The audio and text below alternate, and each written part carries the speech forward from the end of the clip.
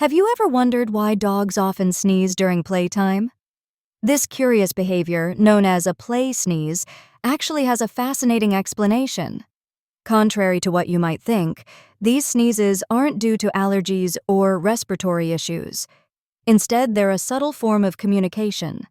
When dogs engage in energetic play, such as tug-of-war or wrestling, these sneezes signal to their playmates that everything remains in good fun, despite any roughness. This is crucial in maintaining a playful, non-aggressive environment.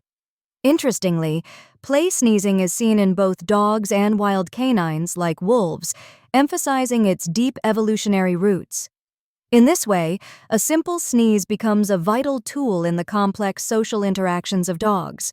So, next time you see your pup sneezing, rest assured they're just expressing joy.